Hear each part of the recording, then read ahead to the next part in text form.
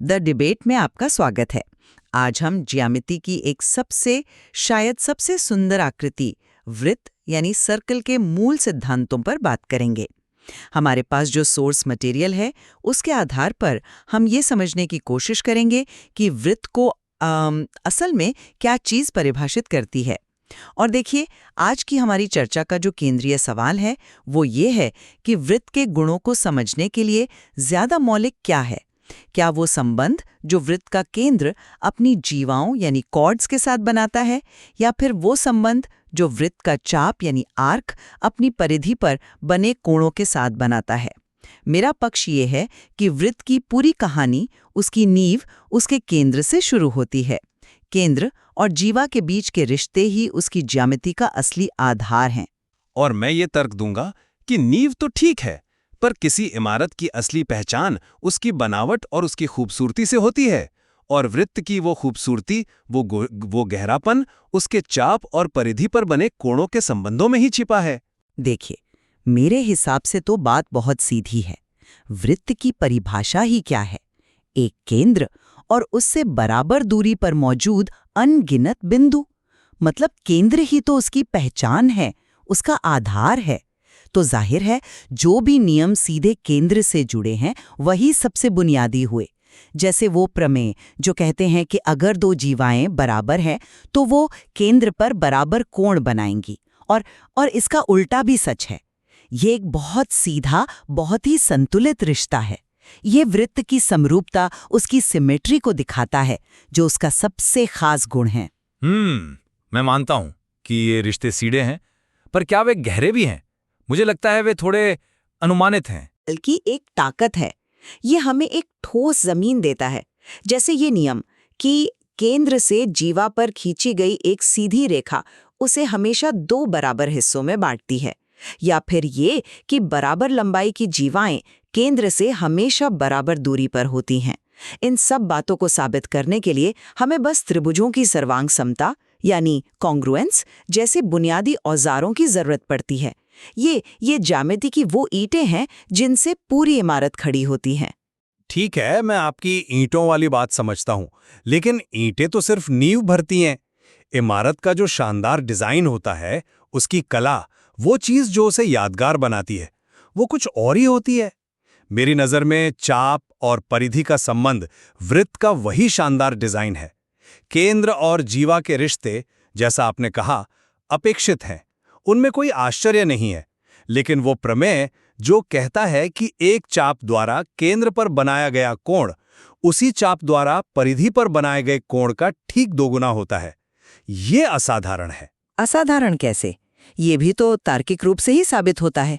बिल्कुल, लेकिन इसका जो नतीजा है वो हैरान करने वाला है। सोचिए, ये एक तरह से ज्यामिति की मास्टर की है। एक ऐसी चाबी जो सिर्फ एक ताला नहीं बल्कि वृत्त से जुड़े कई दरवाजे एक साथ खोल देती है। इसी एक नियम से यह साबित हो जाता है कि एक ही वृत्तखंड में बने सारे कोण बराबर क्यों होते हैं, या फिर आधे वृत्त का कोण हमेशा 90 डिग्री ही क्यों होता है। ये सिर्फ केंद्र की कहानी नहीं है, ये पूरी परिधि पर फैले अनगिनत बिंदुओं के सामूहिक व्यवहार की कहानी है। ये वृत्त की असली शक्ति को दिखाता है। आप सामूहिक व्यवहार की बात कर रही हैं, लेकिन क्या वो व्यवहार बिना एक नियंत्रक यानी केंद्र के संभव है? आप परिधि पर बने कोणों की जटिलताओं को तब तक समझ ही नहीं सकती जब तक आप केंद्र और त्रिज्या की भूमिका को न समझें। आपके सारे नियम आप अप्रत्यक्ष रूप से केंद्र पर ही तो निर्भर करते हैं। निर्भरता की बात नहीं है, बात यह है कि कौन सा संबंध ज्यादा जानकारी उजागर करता है। देखिए, एक प्रमेय है जो ये बताता है कि चार बिंदु एक ही वृत्त पर हैं या नहीं। वो ये कहता है कि अगर दो बिंदुओं को जोड़ने वाली रेखा अपने एक ही तरफ मौजूद बाकी दो बिंदुओं पर बराबर कोण बनाए तो वो चारों बिंदु एक ही वृत्त पर होंगे। हाँ, तो ये हमें वृत्त को एक बिल्कुल नए नजरिए से देखने का मौका देता है। ये हमें बताता है कि बिंदुओं का आपस में क्या रिश्ता है, न कि सिर्फ केंद्र से उनका क्या रिश्ता है। इस नियम का इस्तेमाल करके हम ये पता लगा सकते हैं कि कोई वृत्त मौजूद है भी या नहीं, वो भी बिना केंद्र को ढूंढे। ये एक ज्यादा शक्तिशाली विचार है।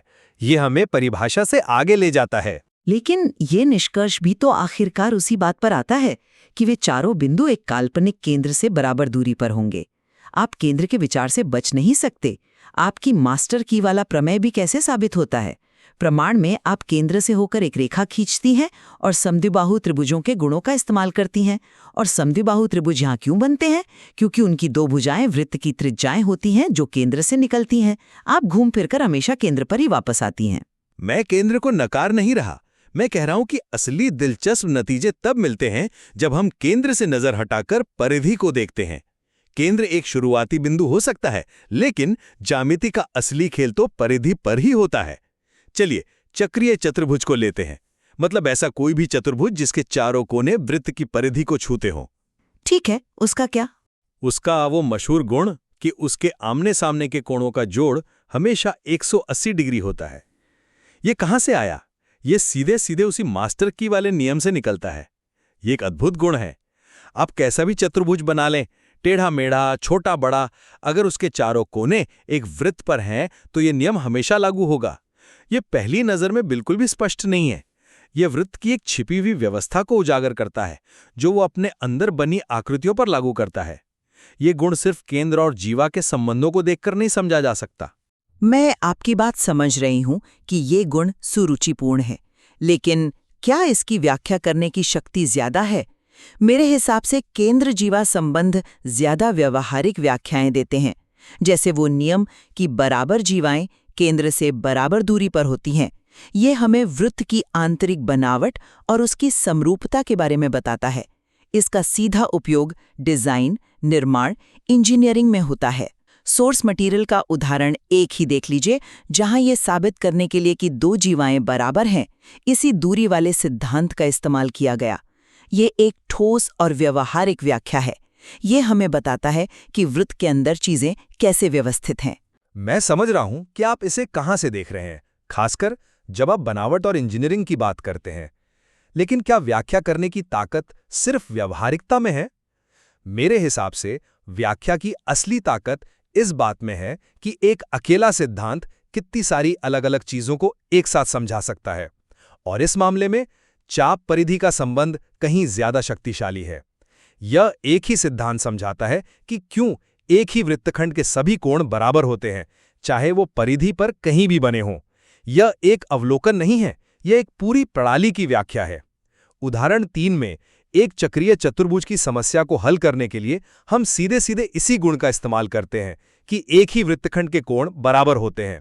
यह हमें बिंदुओं के बीच ऐसे रिश्ते दिखाता है जो सिर्फ केंद्र की ओर देखने से कभी पता नहीं चलते। आपकी बातें आकर्षक है, पर वो एक बुनियादी बात को नजरअंदाज कर रही हैं। गणित की नींव हमेशा सीधे और तार्किक विचारों पर टिकी होती है, न कि चौंकाने वाले नतीजों पर। केंद्र और जीवा के संबंध सीधे, तार्किक और अनुमानित हैं। उनमें कोई रहस्य नहीं है, सिर्फ शुद्ध तर्क है। केंद्र से जीवा पर डाला गया लंब उसे समद्विभाजित करता है। इसे पाइथागोरस प्रमेय से आसानी से साबित किया जा सकता है। ये सब ज्यामिति की स्थापित दुनिया से मजबूती से जुड़े हैं। ये एक ठोस आधार है। और मैं यही कह रहा हूं कि गणित सिर्फ ठोस आधार नहीं है, वो सुंदरता और आश्चर्य भी है। हाँ, केंद्र जीवा के संबंध तार्किक हैं और इसीलिए वे सीधे साधे हैं। लेकिन असली जादू तो वहां है जहां तर्क हमें चौंका देता है, और चाप परिधि के संबंध ठीक यही करते हैं। ये बात कि आप परिधि पर बिंदु को कहीं भी खिसक दें और कोण वही का वही रहेगा, ये आज भी मुझे हैरान करती है। ये सहज ज्ञान के विरुद्ध सा लगता है। आप एक बिंदु को हिला रहे हैं लेकिन एक माप बदल ही नहीं रहा। ये गणित की छिपी हुई खूबसूरती है जो हमें बताती है कि चीजों के बीच ऐसे रिश्ते भी हो सकते हैं जिनकी हमने कल्पना भी नहीं की थी। लेकिन वो खूबसूरती भी तो उसी तर्क पर आधारित है जिसकी मैं बात कर रही हूँ। आप इसे जादू कह रहे हैं, पर ये सब कुछ केंद्र और त्रिज्या की परिभाषा से ही तार्किक रूप से निकल कर आता है। आप उस नींव के बिना ये जादुई इमारत खड़ी नहीं कर सकते। इसलिए ज्यादा बुनियादी तो नींव ही हुई, न कि इमारत का डिजाइन। बुनियादी होने का मतलब हमेशा ज्यादा महत्वपूर्ण होना नहीं होता। अक्षर और शब्द भाषा के लिए बुनियादी हैं, लेकिन कविता का असली सार तो उनके संयोजन से पैदा होने वाले अर्थ और भावनाओं में होता है। केंद्र और जीवा का संबंध वृत्त के अक्षर हैं, चाप और परिधि के संबंध उसकी कविता हैं। वे हमें दिखाते हैं कि उन अक्षरों से क्या कुछ रचा जा सकता है। वे वृत्त की उसकी क्षमता को उजागर करते हैं। अंत में मेरे लिए बात यहीं आकर रुकती है कि वृत्त की हर कहानी का शुरुआती बिंदु और अंतिम बिंदु उसका केंद्र ही है। केंद्र और जीवा के बीच के संबंध, उसकी परिभाषा, उसकी समरूपता और दूरी जैसी बुनियादी अवधारणाओं से सीधे जुड़े हैं। ये वो मजबूत, भरोसेमंद नियम हैं जो एक ठोस ढांचा तैयार करते हैं जिस पर बाकी सभी जटिल गुण टिके होते हैं। और मेरे लिए केंद्र के महत्व को स्वीकार करते हुए भी वृत्त की असली पहचान उसके किनारों पर, उसकी परिधि पर बसती है। चाप और परिधि के कोणों के बीच के संबंध ही उसके सबसे गहरे, शक्तिशाली और अक्सर हैरान कर देने वाले गुणों को सामने लाते हैं। ये नियम हमें ज्यामिति को एक नए और कहीं ज्यादा दिलचस्प स्तर पर देखने का मौका देते हैं, जो सिर्फ केंद्र पर अटके रहने से कभी संभव नहीं होता। जाहिर है, दोनों ही नजरिए वृत्त की इस जटिल और खूबसूरत आकृति के अलग अलग पहलुओं पर रोशनी डालते हैं। केंद्र जीवा के संबंध उसकी स्थिर संतुलित बनावट को परिभाषित करते हैं, जबकि चाप परिधि के संबंध उसके गतिशील और आपस में गुंते हुए गुणों को उजागर करते हैं। और दी गई सामग्री में इन दोनों ही दृष्टिकोणों को और गहराई से समझने के लिए बहुत कुछ है।